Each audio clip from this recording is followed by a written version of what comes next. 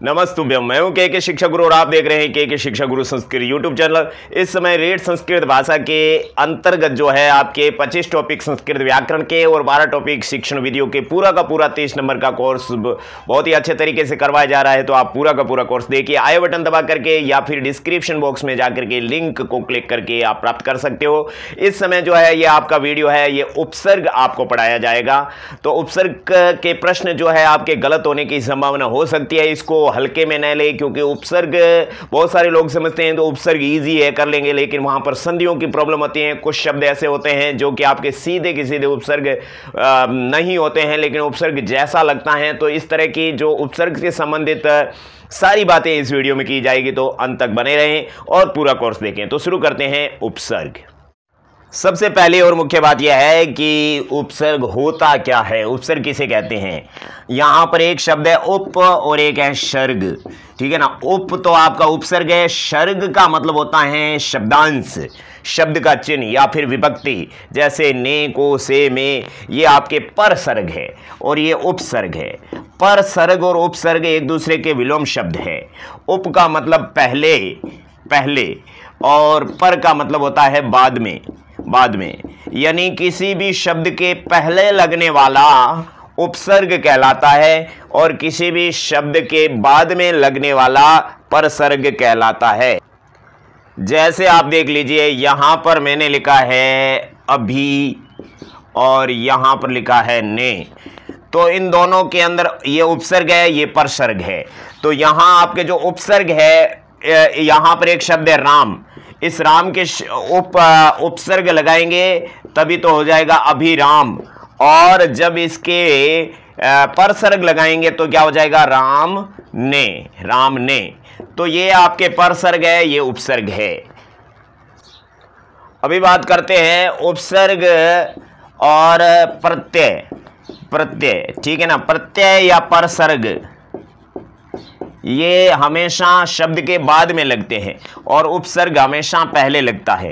तो प्रत्यय और परसर्ग है, ये संज्ञा शब्दों के साथ में लगते हैं, और ये प्रत्यय है वो संज्ञा, सर्वनाम और क्रिया सभी के साथ में लगता है, लेकिन परसर्ग केवल संज्ञा और सर्वनाम शब्दों के साथ लगते हैं।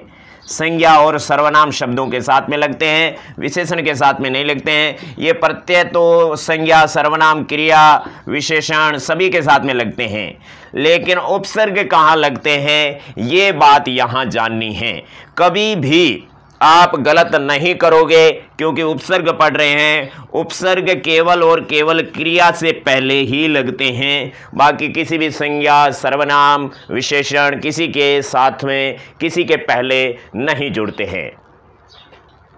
क्योंकि उपसर्ग का जो सूत्र है वो सूत्र ही कहते हैं क्रिया योगे उपसर्गः, क्रिया योगे उपसर्गा। उपसर्ग केवल और केवल क्रिया शब्दों के साथ में जुड़ते हैं। जैसे उपगच्छति, तो आपको समझ में ये आ रहा है कि उपसर्ग है और गच्छति क्रिया है। संस्कृत में गच्छति, गच्छते, गच्छन्ति, पढ़ती, पढ़ते, पठन्ति, यही क्रिया है। अरे भैया, क्रिया मूल धातु। जैसे यहां पर मैंने लिखा विद्या, तो बताइए विद्या क्रिया है या फिर संज्ञा है। तो आप कहोगे कि भैया ये तो संज्ञा शब्द है, और है क्यों? क्योंकि इसमें देखिए विद धातु है मूल रूप से। तो विद धातु है, तो धातु का मतलब क्या होता है क्रिया। तो इस क्रिया के आने की वजह से यहां टाप प्रत्यय है, तो यहां पर अपन लिख सकते हैं प्रविद्या, उपसर्ग लगा सकते हैं। तो इस तरह से जो भी संज्ञा शब्द है, जैसे राम शब्द है, तो राम में रम धातु और घय प्रत्यय है, उस वजह से ये मूल धातु आ गया। रम का मतलब प्रसन्न करना, रम का मतलब क्या होता है प्रसन्न करना, ठीक है ना। एक बार हम कोचिंग में पढ़ा रहे थे, तो एक बच्चा सो रहा था, मतलब ध्यान नहीं था क्या पढ़ा रहे क्या नहीं पढ़ा रहे। हमने जैसे ही कहा कि देखिए भैया, मैंने एक शब्द लिखा अभिराम, तो कुछ बच्चे तो ध्यान दे रहे थे, कि राम शब्द है वो संज्ञा शब्द है, और अभी अभी आप पढ़ा रहे थे कि क्रिया योगे उपसर्गा, उपसर्ग हमेशा क्रियाओं के साथ में जुड़ रहे हैं, तो राम शब्द के साथ कैसे जुड़ा? तो हम समझा रहे थे कि राम के अंदर धातु है, मूल धातु है रम, और रम का मतलब होता है प्रसन्न करना। तो वो बच्चा देखे सर आपको कैसे पता रम का मतलब प्रसन्न करना होता है? रम मतलब प्रसन्न करना। मैंने कहा हमने तो भाई पढ़ा है, उस हिसाब से बोल रहे हैं, आप पता नहीं कैसे समझ रहे होगे। तो चलिए आपको समझ में आ गया है कि उपसर्ग हमेशा क्रियाओं के साथ में जुड़ते हैं, कभी भी आपको गलत नहीं करना है। अब बात करते हैं हिंदी की। हिंदी में तो उपसर्ग अनाप शनाप होते हैं। उपसर्ग कितने होते हैं? अनलिमिटेड होते हैं। लेकिन ये प्रश्न है उपसर्ग कितने होते हैं? और जो है हिंदी के अंदर आपके अनाप शनाप हो गए, और इंग्लिश के अंदर भी उपसर्ग होते हैं, उनको क्या कहते हैं? प्रीफिक्स कहते हैं, प्रीफिक्स, ठीक है ना। और हिंदी में, इंग्लिश में जो आपके प्रत्यय होते हैं उनको सफिक्स कहते हैं, सफिक्स प्रीफिक्स। इस तरह से इंग्लिश में भी होता है, हिंदी में तो होते हैं। हिंदी में बहुत सारे उपसर्ग होते हैं, बहुत सारे उपसर्ग होते हैं। उसमें से एक उपसर्ग होता है संस्कृत के उपसर्ग। संस्कृत के उपसर्ग मतलब हिंदी में जितने भी उपसर्ग होते हैं उनमें से एक प्रकार है वो संस्कृत के उपसर्ग होते हैं, और संस्कृत के जो उपसर्ग होते हैं वही संस्कृत में उपसर्ग होते हैं। बाकी कोई उपसर्ग जोड़ने की कोशिश मत करना। और केवल 22 है ना, 22 उपसर्गा कति संति द्वाविंशति। कितना? विंशति, द्वाविंशति। कुछ लोग कहते हैं विशंति। वारे भैया विशंति क्या है? ये इकारांत स्त्रीलिंग शब्द है, प्रथमा एक वचन में लिखा जाता है मति शब्द की तरह। द्वाविंशति 22 उपसर्ग होते हैं। ये क्वेश्चन आपके क्लियर हो गया। अब उपसर्ग क्या रिएक्शन करता है, मतलब उपसर्ग का शब्दों पे क्या प्रभाव पड़ता है उसको देख लीजिए। यहां पर एक श्लोक है, उपसर्गेण धात्वर्थो बालादन्यत्र नीयते प्रहार संहार विहार परिहारवत। तो यहां उपसर्गेण तृतीया विभक्ति है, तो उपसर्ग से धात्वर्थों के अंदर धातु प्लस अर्थ प्लस बलादन्यत्र, यहां पर आपके ये पंचमी विभक्ति है, तो यहां पर द का त बन जाएगा, और द के अंदर से है निकला अन्यत्र, और उसके बाद में नीयते। ये आपके जो है उपसर्ग की परिभाषा है। नी धातु है, नी का मतलब ले जाना, नी का मतलब क्या होता है? ले जाना, और लट लकार आत्मनेपदी। अन्यत्र का मतलब दूसरी जगह, दूसरी जगह यानी दूसरे जैसा। बलात् का मतलब होता है जबरदस्ती। और उपसर्ग से धात्वर तो धातु प्लस अर्थ हो, तो अर्थों का अर्थ है बन गया उत्व विसर्ग से धातु प्लस अर्थ है। तो यहां आपके धातु हो अर्थ है, षष्ठी तत्पुरुष समास है। धातु यानी क्रिया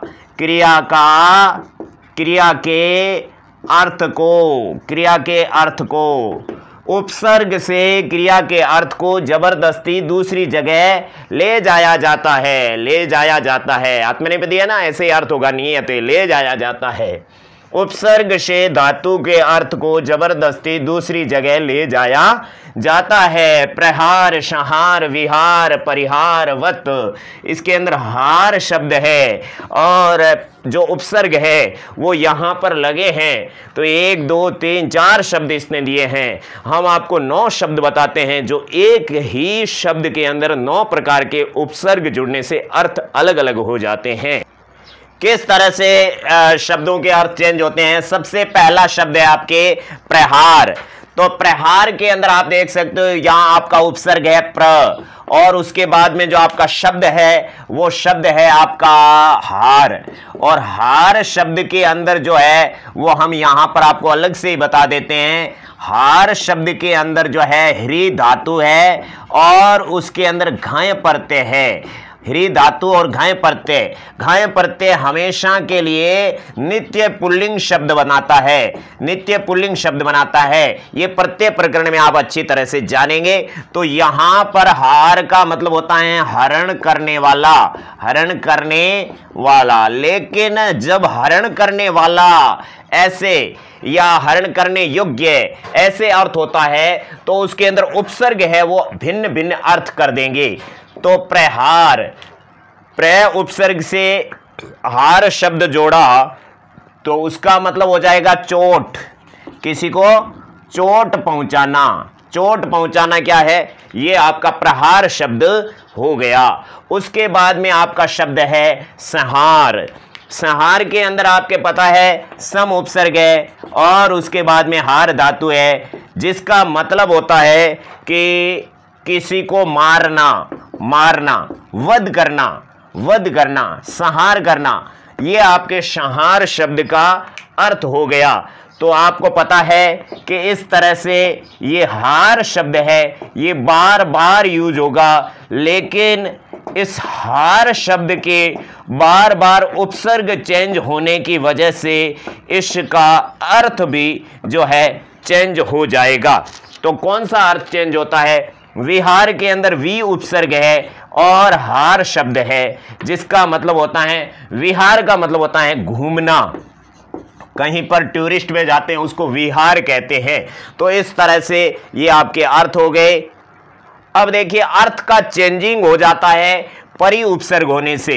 परि उपसर्ग के साथ में हार जोड़ने से परिहार होता है। परिहार का मतलब त्यागना, परिहार का मतलब होता है त्यागना, ठीक है ना। वो जो जैन सूत्र में 5 प्रकार के तप होते हैं ना, उसमें परिहार भी होता है, अपरिग्रह, अस्ते। तो परिहार का मतलब होता है त्यागना, ठीक है ना। परिहार एक जाति भी होती है, लेकिन यहां पर परि उपसर्ग हार धातु है, हार शब्द है, ह्री धातु है, तो उसका मतलब होता है त्यागना।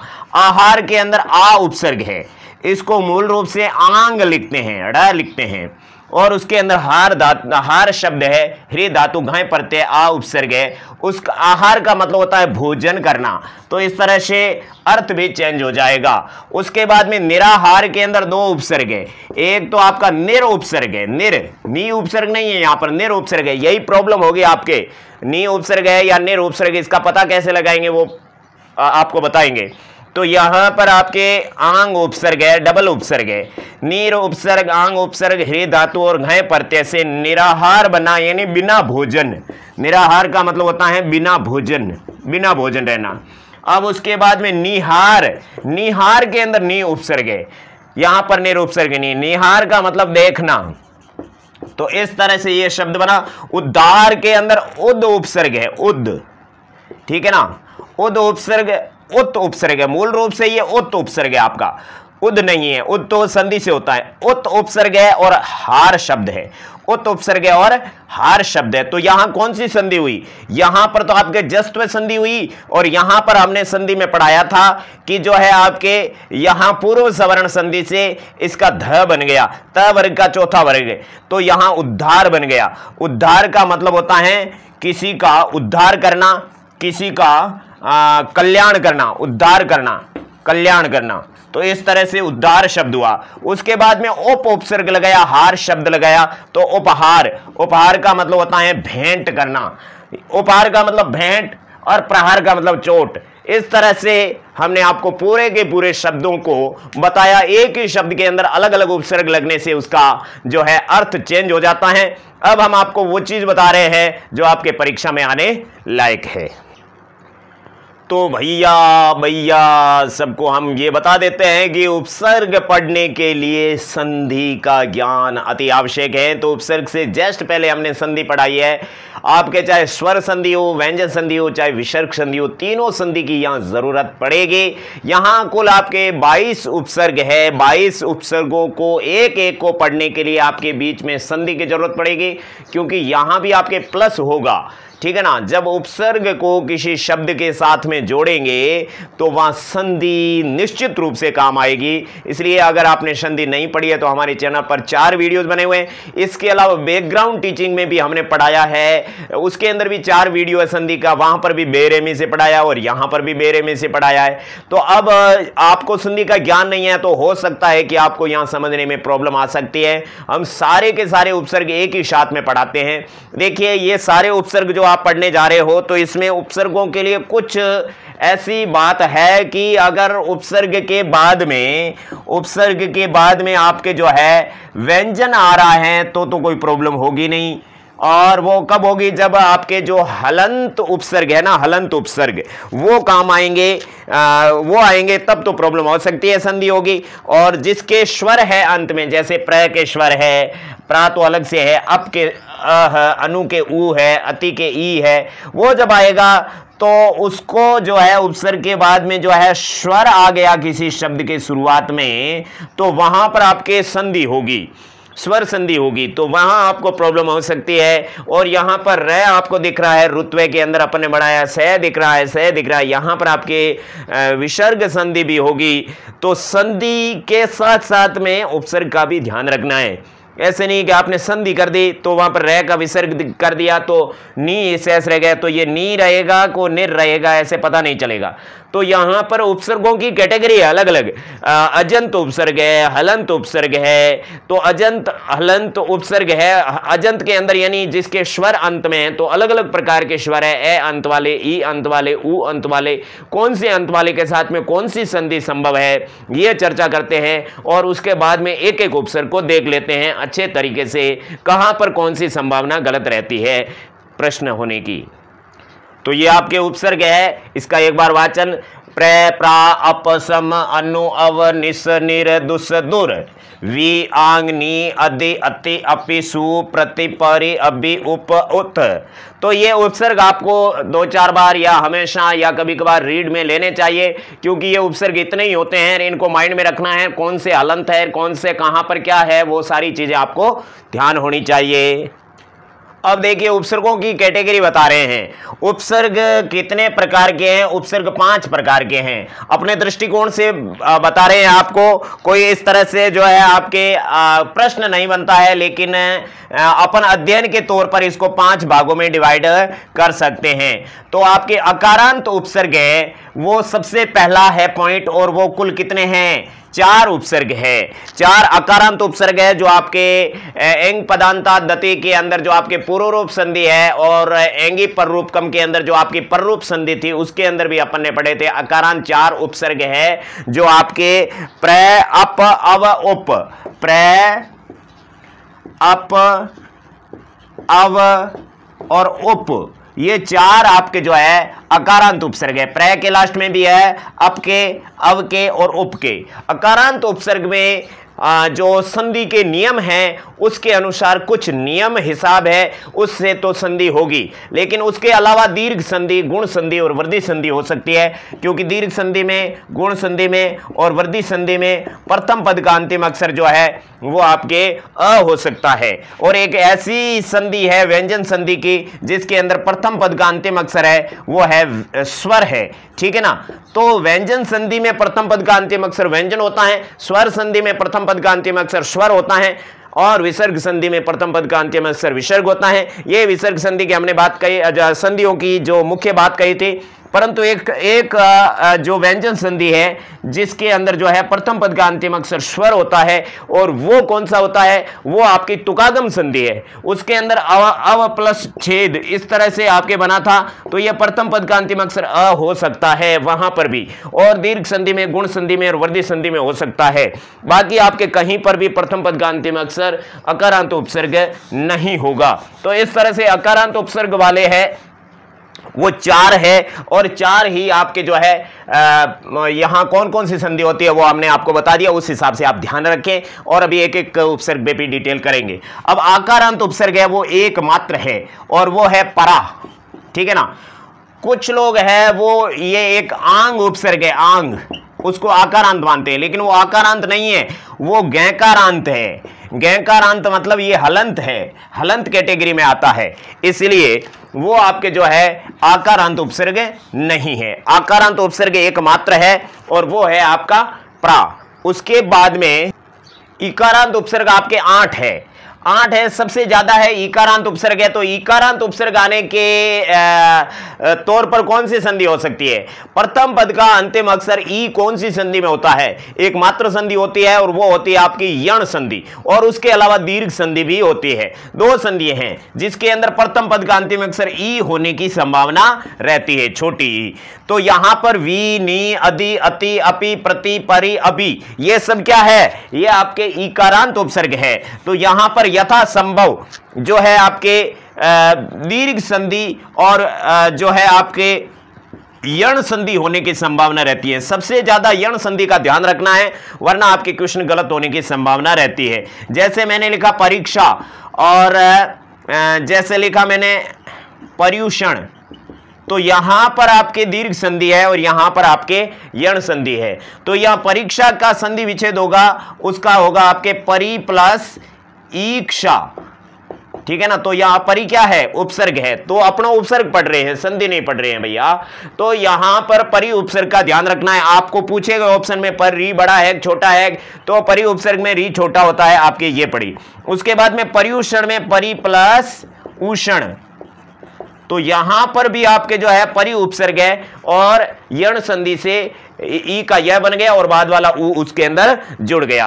तो इस तरह से आपने यण संधि के अंतर्गत ये इतने सारे जो है उदाहरण जो उपसर्ग आपने देख रखे हैं, एक एक का उदाहरण आपको देके समझा देंगे।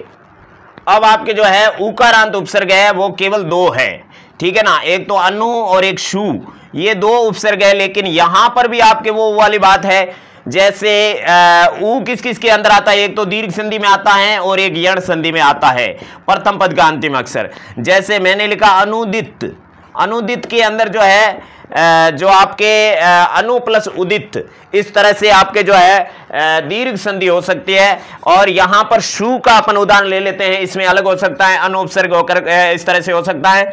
तो यहां पर जैसे सूक्ति शब्द ले लिया, तो यहां पर शु प्लस उक्ति, इस तरह से जो है आपका यहां पर कौन सा है? ये शु उपसर्ग है सूक्ति के अंदर। तो ऐसे शु बड़ा देकर के आपको पूछ लेंगे, तो यहां पर आपके ये तो कौन सी दीर्घ संधि हो गई आपके। अब यण संधि के अंदर जो है, जैसे मैंने लिख दिया अन्वय, अन्वय शब्द के अंदर आपको पता लगाना है कि कौन सा उपसर्ग है। अन्वय शब्द यहां पर लिख देते हैं, नीचे आपके कट हो रहा है अन्वय। अन्वय शब्द के अंदर जो है आपके यण संधि है और यहां पर वह से पहले आधा अक्षर होता है, तो वह का ऊ बन जाता है और उस आधे अक्षर के अंदर जुड़ जाता है। तो वह का ऊ बन करके न के अंदर जुड़ा तो अनु बन गया, और वह के अंदर वाले स्वर से बाद वाले शब्द की शुरुआत होगी, तो अनु प्लस अय। इस तरह से ये आपके यण संधि का नियम था, और अन्वय के अंदर जो है आपके अनु उपसर्ग है। तो इस तरह से अनु और शु से स्वागत बना। तो इसी तरह से बहुत सारी जगह अनु और शु उपसर्ग है वो काम आते हैं, जो आपके उपसर्ग की श्रेणी में यण संधि और दीर्घ संधि में काम आते हैं। अब आपके हलंत उपसर्ग है वो कुल 7 है। यहां पर आप देख सकते हो हलंत उपसर्ग कुल 7 है, ठीक है ना। हलंत का मतलब होता है जिसके अंत में व्यंजन आता है वो हलंत होता है, और जिसके अंत में स्वर आता है वो सभी क्या कहलाते हैं? वो कहलाते हैं आपके अजंत, ठीक है ना। अजंत और हलंत का ये अजंत अच प्लस अंत, और हलंत का मतलब होता है हल प्लस अंत, यानी जिसके अंत में व्यंजन आता है। तो पहला है मकारांत, और मकारांत कौन सा आपको पता ही है, सम उपसर्ग है जो बहुत ही ज्यादा इंपॉर्टेंट और काम आने वाला है। तो मकारांत उपसर्ग है आपका सम। और एक है गैकारांत, आंग उपसर्ग है जो आपको पता है, अभी अभी हमने बताया था आंग, ठीक है ना। आंग उपसर्ग है, ये जो आपके आंग उपसर्ग है ये गंकारांत उपसर्ग है। और तकारांत उपसर्ग है वो आपके एक है, और ये बहुत ही ज्यादा मिस्ट्री करने वाला, मिस्टेक करने वाला, उछल कूद करने वाला है ना। लता कुंजम कुंजनाथ वदति पुंजम चपलयन समालिंगनं द्रुततर्मनं प्रबलयन, इस तरह से ये आपका जो है बहुत ही प्रॉब्लम करने वाला है। अब सकारांत उपसर्ग है वो आपके 2 है। सकारांत उपसर्ग कौन से हैं? 2 है। एक तो है दुस और एक है निस। दुस और निस, ये आपके क्या है, सकारांत उपसर्ग है, दुस और निस, ठीक है ना। और रकारांत भी दो है, दू के आगे रह लगा दो, नी के आगे रह लगा दो, सेम टू सेम है। दुस निस ये तो सकारांत है, और दुर और निर ये रकारांत है। तो कितने हो गए, 2 और 2 4 और एक 5 और एक 6 और एक 7, ये 7 उपसर्ग हो गए जो आपके क्या है मतलब पूछा जा सकता है आपको कि हलंत उपसर्ग कितने हैं, तो आप लिखोगे 7 और बाकी सब क्या है, अजंत। तो 22 में से 7 गए, पीछे कितने, 15 क्या है आपके अजंत उपसर्ग है। तो पूछ ले तो आप जवाब दे देना। और आपको पूछ ले अकारांत उपसर्ग कितने हैं, तो 4, जो आपके पररूप संधि के अंदर भी काम आएगा, है ना, एंगी पररूपकम, उसके अंदर जो है अकारांत उपसर्ग के आने के बाद में ए और ओ स्टार्टिंग वाली धातुएं आती है, तो वहां पर भी ये काम आता है। अकारांत उपसर्ग एक ही है, परा, और ये पराकाष्ठा होगी।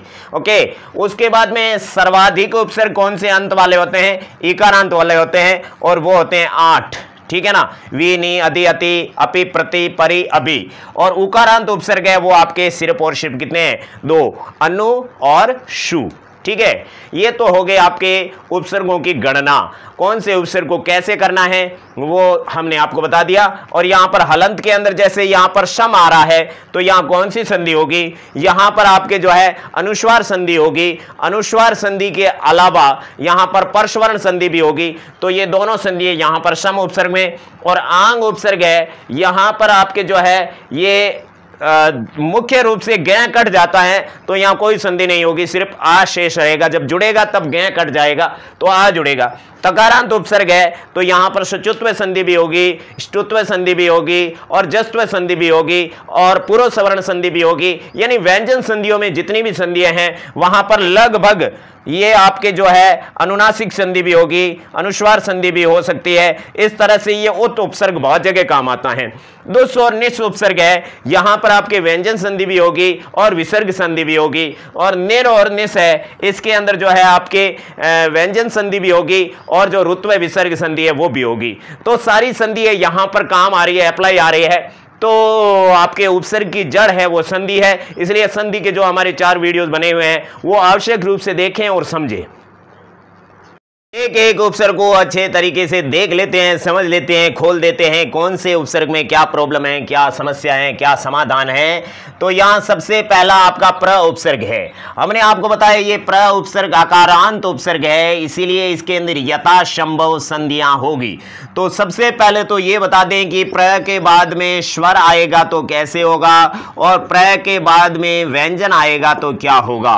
तो पहले स्वर की बात समझ लेते हैं। तो सबसे पहले जैसे आपने प्र उपसर्ग है उसके साथ में स्वर जोड़ा है, तो जैसे प्र प्लस आचार्य, तो ये शब्द है, इसके अंदर आपका जो प्र उपसर्ग है तो यहां पर क्या होगा, प्राचार्य। प्राचार्य शब्द आपने सुना ही होगा, प्रिंसिपल को कहते हैं। लेकिन ये जो शब्द है प्राचार्य, इसके अंदर कितना मिस्ट्री है। प्र उपसर्ग है, तो देखिए आपको यहां पर जैसे प्राचार्य शब्द दिया है, प्राचार्य शब्द दिया है, उपसर्ग आपको बताना है। तो आप उपसर्ग कैसे बताएंगे, जैसे यहां पर उसने लिख दिया परा, और यहां पर लिख दिया नी, और यहां पर लिख दिया जो है आपके अभी, और यहां पर लिख दिया आंग। तो आप बताइए कि इसमें से प्राचार्य शब्द में कौन सा उपसर्ग है, परा, नी और अभी और आंग, इनमें से कौन सा उपसर्ग है। तो आप क्या बताएंगे, आप तो कुछ बता ही नहीं रहे हो। आप ये सोच रहे होंगे या कमेंट कर रहे होंगे कि सर जी ने क्वेश्चन ही गलत लिख दिया है कि प्राचार्य में तो प्र उपसर्ग है और आप सर लिखना भूल गए हैं। लेकिन आप भूल गए हैं कि प्र के साथ में आंग उपसर्ग है, और उसके बाद में चर धातु है, और उसके बाद में लेप प्रत्यय है। ये आप शायद भूल रहे होंगे, और पता है तो बहुत अच्छी बात है। तो यहां पर प्र उपसर्ग भी है और आंग उपसर्ग भी है, दो उपसर्ग के बाद में चर धातु है और लैप प्रत्यय है, उसकी वजह से आपका जो है यहां पर ये चौथा राइट होगा। तो आपने प्राचार्य शब्द को समझ लिया। ऐसे प्राचार्य बनते हैं, हम तो अभी थर्ड ग्रेड भी नहीं बन पा रहे हैं, प्राचार्य कैसे बनेंगे? इसलिए थोड़ी मेहनत करिए प्राचार्य बनने के लिए। अब देखिए यहां पर प्रय उपसर्ग के साथ में व्यंजन आ जाए तो कैसे होगा? व्यंजन आ जाए तो आपके जो है जैसे प्रय प्लस भवती तो कोई प्रॉब्लम ही नहीं है, जैसे प्रभवती हो जाएगा। तो प्रभवती में आपके प्रय उपसर्ग है, उसमें तो सहूलियत है, किसी तरह की कोई भी मुश्किलात नहीं है। उसको मद्देनजर रखते हुए व्यंजन वाला अध्ययन कम से कम करें तो काफी रहेगा, स्वर वाला अध्ययन आपको ज्यादा से ज्यादा करना है। ये दो बातें सटीकली समझ ली। तीसरी बात है कि जैसे प्रय प्लस एजते शब्द लिखा है तो वहां पर शब्द आएगा प्रेजते, तो अपने को वहां उपसर्ग गलत नहीं होगा, क्योंकि आप प्रय प्लस ईजते करोगे जो है आपको पररूप संधि का आपको पता नहीं है, केवल आपको गुण संधि के विकार देखने आते हैं, तो आप प्रय प्लस ईजते कर देंगे जिसका संधि विच्छेद गलत है, लेकिन उपसर्ग तो आपके राइट हो जाएगा। तो इस तरह से चार उपसर्ग आपके अकारांत है वो इसी तरह से चलेंगे। तो अकारांत उपसर्ग के अंतर्गत दूसरा आपका उपसर्ग है अप है, लेकिन आपके क्रम के अनुसार ये जो है तीसरा उपसर्ग है, क्योंकि अब पहले हम अकारांत उपसर्ग पढ़ लेते हैं तो उसके बाद में जो है आपके बीच बीच वाले बाद में पढ़ेंगे, क्योंकि एक ही कैटेगरी के पहले पढ़ लेते हैं। अकारांत 4 पढ़ेंगे, फिर आकारांत पढ़ेंगे, उसके बाद में जो इकारांत है वो कंटिन्यू साथ में पढ़ेंगे तो सहूलियत रहेगी। तो यहां आपके अप उपसर्ग है, यहां भी आपके प्रश्न कर देते हैं।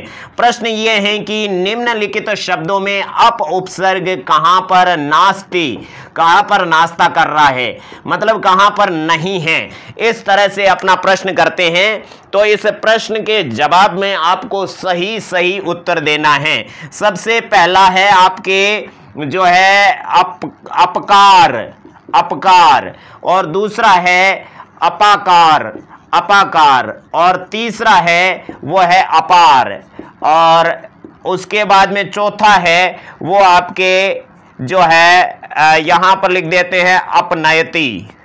तो बताइए किसके अंदर जो है अप उपसर्ग नहीं है? जी हाँ, बिल्कुल राइट, आपने अपार सोचा है। उसके अंदर अ उपसर्ग है और प्री धातु है और घाय प्रत्यय है, जिसका मतलब होता है निकलना, चला जाना। और यहां पर अपाकार और अपकार, इस अपकार के अंदर अप उपसर्ग है, क्री धातु है और घाय प्रत्यय है, और यहां अपाकार के अंदर अप उपसर्ग है और उसके बाद में जो है आपके क्री धातु है। क्री धातु से पहले आपके आंग उपसर्ग और है, आंग उपसर्ग और है, उसके बाद में अप उपसर्ग, आंग उपसर्ग और क्री धातु और घाय प्रत्यय है। इस तरह से यहां एक उपसर्ग एडिशन और हो गया था। अपनयति आप जानते हो, अप उपसर्ग है, नी धातु है, लट लकार है, प्रथम पुरुष है और एक वचन है। इस तरह से हमने चारों शब्द आपको बता दिए। तो अप उपसर्ग के अंदर जो है आपके अकारांत उपसर्ग है, बाकी सारी की सारी समानता जो है वो आपके पहले हमने जो पढ़ी थी अप उपसर्ग से पहले हमने प्र उपसर्ग पढ़ा था, उसके अंदर जो समानताएं थी वो सेम की सेम है। अब जो है आपका अव उपसर्ग है, अव उपसर्ग के अंदर भी सेम बात है, ठीक है ना। जैसे अव प्लस आधार, तो यहां पर भी आपके जो है आधार के अंदर आ उपसर्ग है, धी धातु है और घाय प्रत्यय है, लेकिन आधार को इसके साथ में जोड़ेंगे तो अवाधार बन जाएगा। अवाधार के अंदर जो है अव उपसर्ग है, ये आपको पता चल गया। अव उपसर्ग कहां मिस्टेक करता है, जहां पर अ आता है ना वहां पर ये अ उपसर्ग है, अव उपसर्ग, और उससे पहले जो अपन ने तीसरा जो पढ़ा था अप उपसर्ग, उसके अंदर ए वाले शब्द आते हैं, वो आपके प्रॉब्लम करते हैं, जो नए समास, नए तत्पुरुष समास के होते हैं। लेकिन उसके जस्ट पहले वह भी आपको देखना है। जैसे अव प्लस गमन, तो ये तो सिंपल ही है बात के, तो क्या होगा अवगमन, अवगमन। अवगमन का आपको पूरा पूरा डिटेल पूछे तो अव उपसर्ग है, गम धातु है और आपका ल्युट प्रत्यय है। इस तरह से आपको सारी जानकारी होनी चाहिए होती है। ये चौथा और अंतिम उपसर्ग है जो आपके अकारांत है। यहां आप देख सकते हो उप उपसर्ग है जो 21वां उपसर्ग है। अकारांत उपसर्गों में ये चौथा उपसर्ग है, हम चौथा पढ़ रहे हैं। जैसे यहां पर हमने लिख दिया उपालंब, उपालंब के अंदर जो है आपके उप उपसर्ग है और आ उपसर्ग, आंग उपसर्ग है, लंब धातु है, तो यहां उप उपसर्ग आपके क्लियर हो गया। जैसे उपकार, उपकार के अंदर भी आपके जो है उप उपसर्ग है, लेकिन आपके पूछ रहे उपेंद्र, उपेंद्र के अंदर भी उप उपसर्ग है, उप प्लस इंद्र नहीं, इंद्र। इस तरह से आपका ये उप उपसर्ग भी क्लियर माना जा रहा है। अब आपके जो है परा उपसर्ग, परा उपसर्ग है वो आपकी आकारांत उपसर्ग है, लेकिन यथा प्राप्त आपके जो है स्वर संधि कम होगी और व्यंजन संधि तो होगी भी नहीं, इसलिए परा उपसर्ग के आगे जो है जैसे अपन ने लिखा पराधीन, पराधीन, इसके अंदर जो है शब्द क्या है पर प्लस आधीन, तो पराधीन के अंदर पर शब्द है, यहां पर परा उपसर्ग नहीं है, यह बात ध्यान रखनी है। इसलिए परा के आगे जो है आपके पराकाष्ठा, पराभव, इस तरह के शब्द बनते हैं जिसके अंदर आपके जो है परा के बाद में व्यंजन सर्वाधिक आते हैं, इसलिए परा उपसर्ग का तो सामने ही पता चल जाएगा। लेकिन इस पर शब्द का पता रखना, पर जो उपसर्ग नहीं है इसका ध्यान रखना, ये आपको देख करके आपको कंफ्यूज कर सकते हैं कि यहां कहां पर परा उपसर्ग नहीं है। बात खत्म हुई। चलो अभी आपका बिना समय वेस्ट किए हम इकारांत उपसर्ग है जो 8 के 8 एक ही साथ में समझा देते हैं। तो 11 नंबर पे आपका वी उपसर्ग है, 13 नंबर पे नी है, 14 नंबर पे आदि है, 15 पे आती है, 16 पे अपी है, 18 पे प्रति है, 19 पे परी, 20 पे अभी, यानी कि वी, नी, आदि, अति, अपी और प्रति, परी और अभी, यानी कि यहां पर आपके जो है एक तो दीर्घ संधि होगी और एक यण संधि होगी।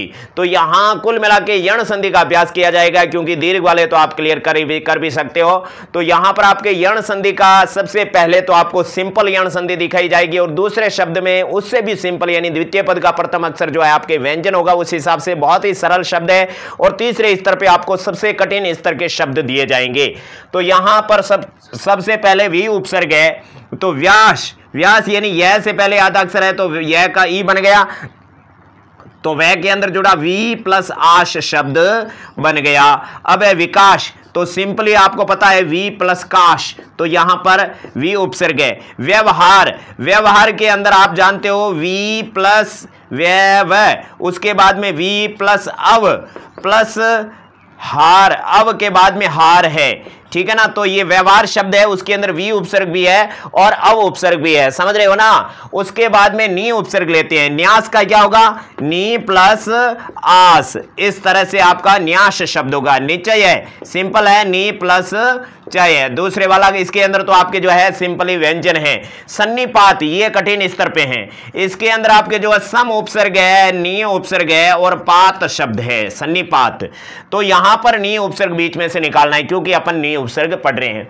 उसके बाद में अधि उपसर्ग है, तो अधि उपसर्ग के अंदर अध्यक्ष शब्द है, उसके अंदर यण संधि है, अधि प्लस अक्ष, इस तरह से अधि उपसर्ग है। अधिकार में आपको सिंपली पता है अधि प्लस कार, इस तरह से।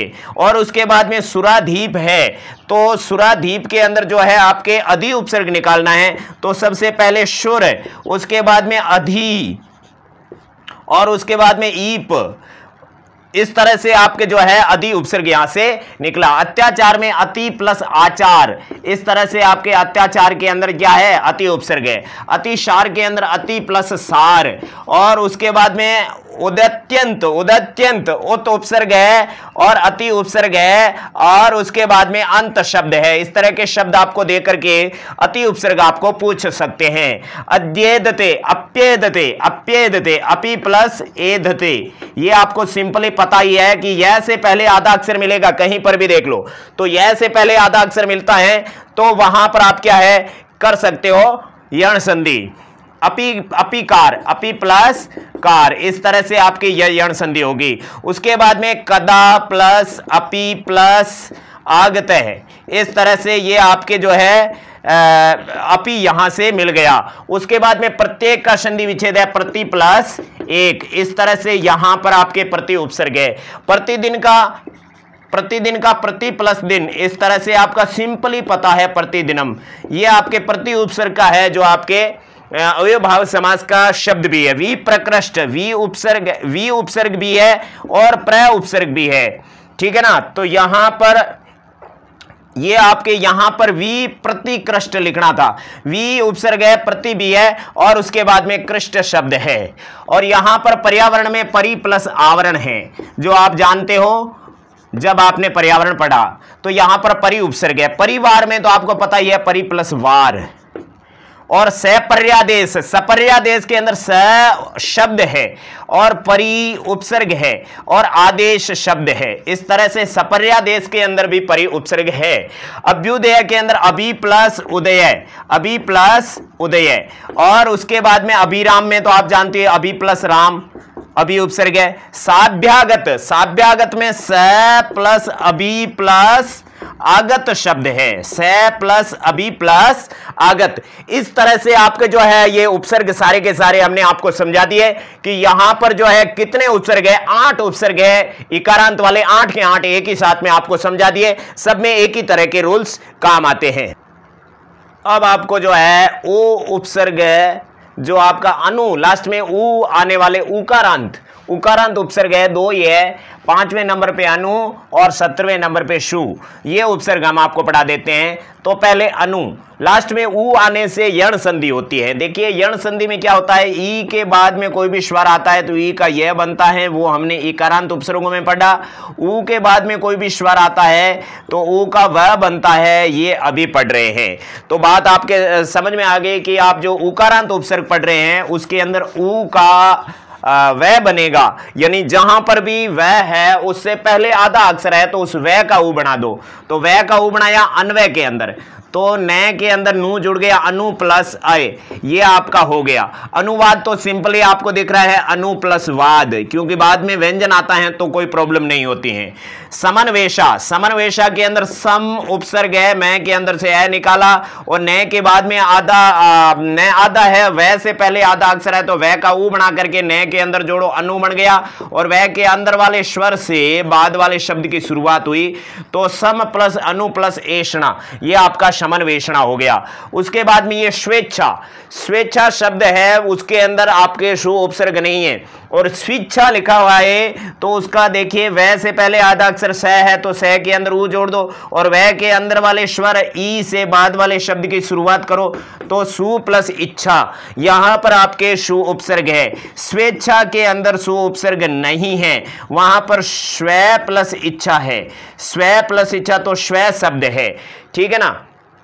और स्वस्थ शब्द है, उसके अंदर सु प्लस अस्त है, अस्त का मतलब अस्थियां सु यानी अच्छी हो, अस्थियां अच्छी हो वो स्वस्थ होता है, तो स्वस्थ के अंदर सु प्लस अस्त है। सुलभ तो आपको दिख रहा है सु प्लस लभ है। अब यहां पर आपके जो है सुस्वागतम, तो यहां पर सु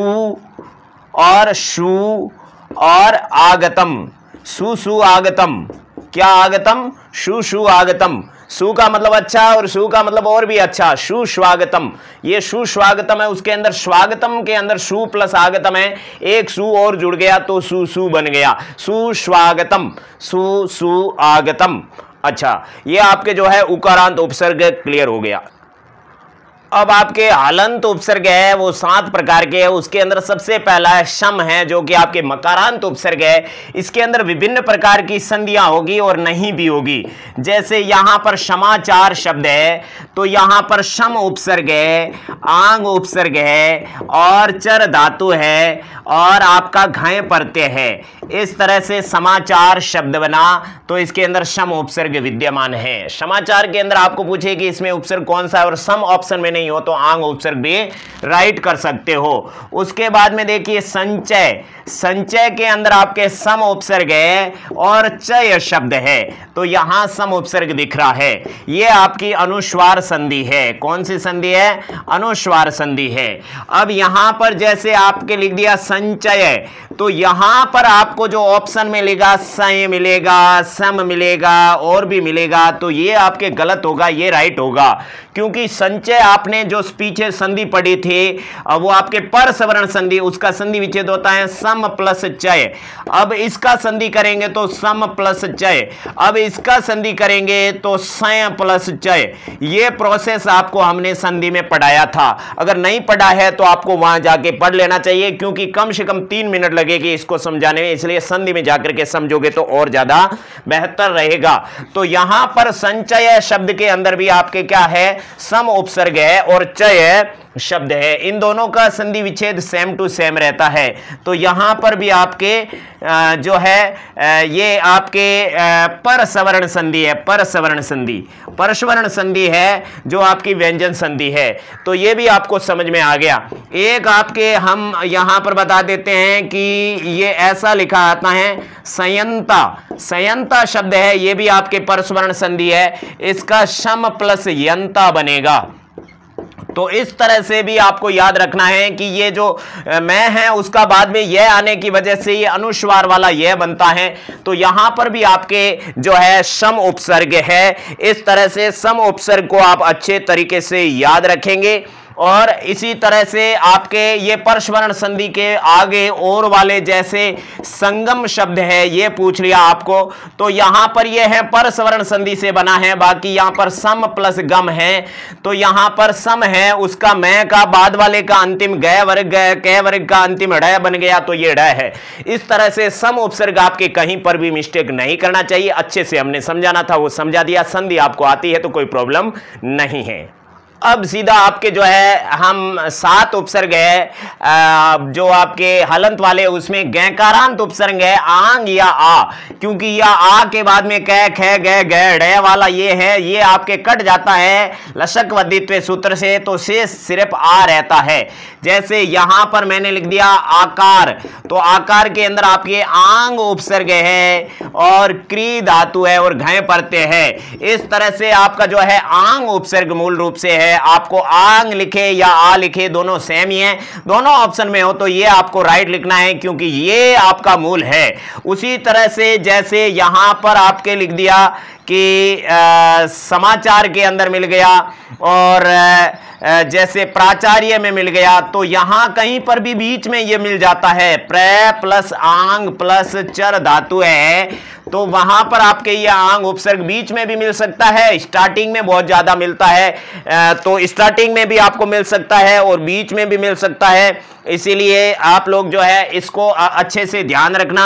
जैसे आजन्म शब्द है और आदेश शब्द है और इसी तरह से आ जानू बाहु है, तो यहां पर आ उपसर्ग है, वो आपके जो है यहां पर आंग उपसर्ग है मूल रूप से, ये आपने आंग उपसर्ग अच्छे से समझ लिया। अब आपके जो है सबसे ज्यादा रंग बदलने वाला उत उपसर्ग है तकारांत, वो पढ़ने जा रहे हैं। मूल रूप से ये उत उपसर्ग है, तकारांत उपसर्ग है, हलंत उपसर्ग है। इसके अंदर जितने भी शब्द जटिलता वाले सारे के सारे हमने यहां पर रख दिए। सबसे पहले उज्ज्वल है, उसका संधि विच्छेद है उत प्लस ज्वल, तो यहां पर आपके जो मूल रूप से त है, ये त कभी कभी चेंज होता है, तो यहां पर उज कैसे बना, प्रोसेस आपको पता ही है, संधि में हमने पढ़ाया था। मूल सारा मामला संधि पे डिपेंड करता है। तो देखिए यहां पर त का जो है यहां पर उ द बनेगा, द कैसे बनेगा वो हम आपको बता देते हैं कि प्रथम वर्ण का तृतीय वर्ण बनता है जस्त्व संधि से, तो यहां जस्त्व से द बन गया। अब ये च वर्ग है और ये त वर्ग है, तो त वर्ग को च वर्ग में चेंज कर देता है, तो ये तीसरा है त वर्ग का त थ द, तो च छ ज बनेगा, उज प्लस ज्वल। ये कौन सी संधि से बना, ये शुचुत्व संधि से बना, तो यहां पर आपके जो है उज्ज्वल शब्द बन गया। इस तरह से जो है आपके ये उज्ज्वल शब्द है उसमें उत उपसर्ग है, ये बात आपने अच्छे से समझ ली है। उत उपसर्ग है, उद कुछ भी नहीं। उन्नति के अंदर जो है आपके उत प्लस नति, ये आपकी अनुनासिक संधि है। अनुनासिक संधि वो कहती है कि द्वितीय पद का प्रथम अक्षर पांचवा हो, तो यहां पर आपके जो प्रथम पद का अंतिम अक्षर है उसको भी पांचवा बनाएगा, तो यहां पर तय को पांचवा बना दिया, त थ द ध न, तो उन्नति शब्द बन गया। लेकिन ये ऑप्शनल संधि है। ऑप्शनल संधि का मतलब है कि ये तीसरा चौथा पांचवा होता है तो इसको तीसरा भी आदेश हो सकता है। तो उन्नति शब्द भी सही है, उन्नति शब्द भी सही है, लेकिन ज्यादातर ये शब्द लिखा जाता है। आपको उन्नति मिले तो भी उसका उत उपसर्ग है, आपको उन्नति शब्द मिले तो उसके अंदर भी आपके उत उपसर्ग है। अब आपका मुख्य शब्द आ गया है उद्धार। इसका संधि विच्छेद है उत प्लस हार। तो यहां हमने आपको जो है एक जस्त्व संधि बताई थी कि यहां तीसरा चौथा पांचवा यर लव है या फिर कोई भी स्वर आए तो यहां तीसरा आदेश होता है। तो यर लव है आ गया तो इसको तीसरा आदेश करो, उद प्लस हार। लेकिन जब आपके पूर्व सवर्ण संधि पड़ी कि पूर्व वाले के सवर्ण बनाओ तो है का आपके जो पहले वाले के समान बनाना है, जो आपकी पूर्व सवर्ण संधि है ये तो आपकी जस्त्व यहां पर हो गई। तो ये कहता है कि इसका वो चौथा बनता है। तो द कौन से वर्ग का है? त वर्ग का है। तो त थ द ध चौथा, त वर्ग का चौथा कौन है? ध। तो है की जगह ध बनाओ, तो है की जगह ध बनाया तो धार बना। अब ये द ऊपर लिख दो, द ऊपर लिखेंगे तो कैसे लिखेंगे? द को ऊपर लिखेंगे तो ऐसे लिखेंगे, द के नीचे ध लिख दो और जो अक्षर नीचे होता है उसके मात्रा होती है। उद्धार इस तरह से बनता है जो कि हमने संधि में भी आपको बताया था। इस तरह से आपका जो है उत प्लस हार ये शब्द बनता है। उदाहरण के अंदर भी जो है आपके उत उपसर्ग है, आंग उपसर्ग है और उसके बाद में ह्री धातु है और उदाहरण के अंदर जो है आपका ल्युट प्रत्यय है। इस तरह से जो है आपके उत उपसर्ग उदाहरण के अंदर भी है। उत्पत्ति के अंदर भी आपकी चरत्व संधि है उत प्लस पत्ति, क्योंकि यहां पर पहला दूसरा से आता है तो यहां पर पहला बनता है।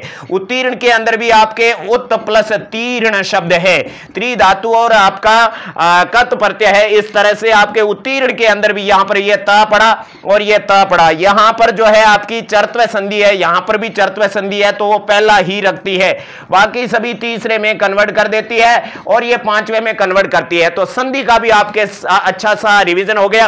अगर आपको समझ में नहीं आया तो आपके कमी है संधि की, संधि आपके अच्छी से पड़ी हुई है तो यहां बहुत अच्छी सी प्रैक्टिस होगी और ये उत आपके चमकता हुआ, उछलता हुआ, कूदता हुआ जो आपका उपसर्ग है ये भी क्लियर हो गया। अभी हम आपको जो है सकारांत उपसर्ग है वो समझा रहे हैं। सकारांत उपसर्ग आप देख सकते हो दो है आपके, एक 7 नंबर पे निश उपसर्ग है, एक 9 नंबर पे दुस उपसर्ग है। निश और दुस ये आपके सकारांत उपसर्ग है। इसके अंदर जो मिस्ट्री है वो 4 शब्दों से समझी जाएगी। यहां पर आप शय देख रहे हो संकर वाला, यहाँ षटकोण वाला, यहाँ सड़क वाला और यहाँ विसर्ग है। इन चारों चीजों को देख करके पता लगाना है।